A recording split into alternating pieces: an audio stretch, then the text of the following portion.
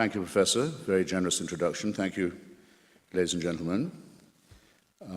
My first duty, which is also a pleasure, is to thank the University of Notre Dame for inviting me onto its terrain, and Mr. O'Duffy in particular, in an institution that's also identified, I believe, with the great history and people of Ireland, for taking the revenge of arranging for English weather to greet me. Now, I've been given 15 minutes, which isn't that much, but I could do it in a way in two, like this, as a proposition. When Gertrude Stein was dying, some of you will know this story, she asked, as her last hour approached, well, what is the answer?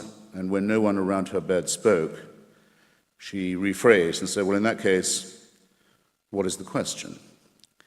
And I'm speaking tonight, we are speaking tonight, we're met tonight at an institution of higher learning. And the greatest obligation that you have is to keep an open mind and to realize that in our present state, human society, we're more and more overborne by how little we know and how little we know about more and more, or if you like, how much more we know, but how much less we know as we find out how much more and more there is to know. In these circumstances, which I believe to be undeniable, the only respectable intellectual position is one of doubt, skepticism, reservation, and free, and I'd stress free and unfettered inquiry. In that lies, as it has always lain, our only hope. So you should beware always of those who say that these questions have already been decided. In particular, to those who tell you that they've been decided by revelation, that there are handed down commandments and precepts that predate, in a sense, ourselves, and that the answers are already available if only we could see them, and that the obligation upon ourselves to debate ethical and moral and historical and other questions is thereby dissolved. It seems to me that that is the one position, it's what I call the faith position, that has to be discarded first. So, thank you for your attention, and I'm done. Except that it seems that I have a reputation for demagogy to live up to. When I come to a place like this, I read the local paper, the Campus Observer in this case, and I was sorry to see that Dinesh and I are not considered up to the standards of Father Richard McBrien, whose exacting standards, I dare say, are out of our reach. And I was also sorry to see myself and others represented in other papers, and in particular by a distinguished cleric in St. Peter's on Good Friday, who made a speech through which His Holiness the Pope sat in silence, Father Cantalam Mesa, saying that people like myself are part of a pogrom, a persecution comparable only to that of the Jews, with the church in mind. This is the first time I've ever been accused of being part of a pogrom or a persecution. But as long as it's going on, I'll also add that it's the only pogrom I've ever heard of that's led by small, deaf and dumb children whose cries for justice have been ignored. And while that is the definition of the pogrom, I'll continue to support it because I think it demonstrates very clearly the moral superiority of the secular concept of justice and law over canon law and religious law, with its sickly emphasis on self-exculpation in the guise of forgiveness and redemption. That's not the only reason why religion is a problem. It's a problem principally because it is man-made, because to an extent it is true, as the church used to preach when it had more confidence, that we are, in some sense, originally sinful and guilty.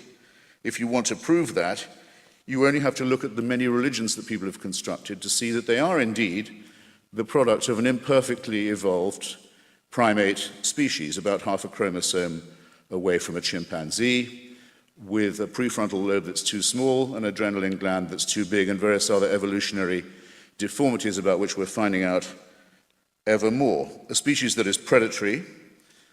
A man is a wolf to man, homo homini lupus, as has well been said. A species that's very fearful of itself and others and of the natural order. And above all, very, very willing, despite its protestations of religious modesty, to be convinced that the operations of the cosmos and the universe are all operating with us in mind. Make up your mind whether you want to be modest or not. But don't say that you are made out of dust, or if you're a woman out of a bit of rib, or if you're a Muslim out of a clot of blood, and you're an abject sinner born into guilt. But add, nonetheless, let's cheer up. The whole universe is still designed with you in mind. This is not modesty or humility. It's a man-made false consolation, in my judgment, and it does great moral damage. It begins by warping what we might call our moral sense of proportion. I wish that was all that could be said, though I think that's the most important thing. I ought to say why I think it ought to be credited, and I ought to add that my colleagues Richard Dawkins and Daniel Dennett have been very generous in this respect. This debate would be uninteresting if religion was one-dimensional. Religion was our first attempt to make sense of our surroundings. It was our first attempt at cosmology, for example, to make sense of what goes on in the heavens. It was our first attempt at what I care about the most, the study of literature and literary criticism. It gave us texts to deliberate and even to debate about, even if some of those texts were held to be the word of God and beyond review and beyond criticism, nonetheless the idea is introduced, and it had never been introduced before. It's our first attempt at healthcare, in one way. If you go to the shaman or the witch doctor, and you make the right propitiations, the right sacrifices, and you really believe in it, you do have a better chance of recovery. Everybody knows it's a medical fact. Morale is an ingredient in health, and it was our first attempt at that too. It was our first very bad attempt at human solidarity because it was tribe-based, but nonetheless it taught that there were virtues in sticking together. And it was our first attempt, I would say also, this is not an exhaustive list, at psychiatric care, at dealing with the terrible loneliness of the human condition, at what happens when the individual spirit looks out shivering into the enormous void of the cosmos and contemplates its own extinction and deals with the awful fear of death. This was the first attempt to apply any balm to that awful question. But, as Charles Darwin says of our own evident kinship with lower mammals and lower forms of life, we bear, as he puts it in The Origin of Species, we bear always the ineffaceable stamp of our lowly origin. I'll repeat it, the ineffaceable stamp of our lowly origin. Religion does the same thing. It quite clearly shows that it's the first, the most primitive, the most crude, and the most deluded attempt to make sense. It is the worst attempt, but partly because it was the first. So the credit can be divided in that way. And the worst thing it did was to offer us certainty, to say, these are truths that are unalterable, they're handed down from on high, we only have to learn God's will and how to obey it in order to free ourselves from these dilemmas. That's probably the worst advice of all.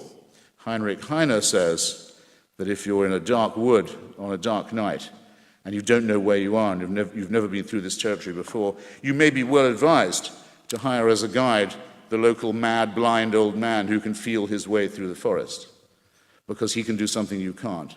But when the dawn breaks and the light comes, you would be silly if you continued to operate with this guide, this blind, mad old man who was doing his best with the first attempt.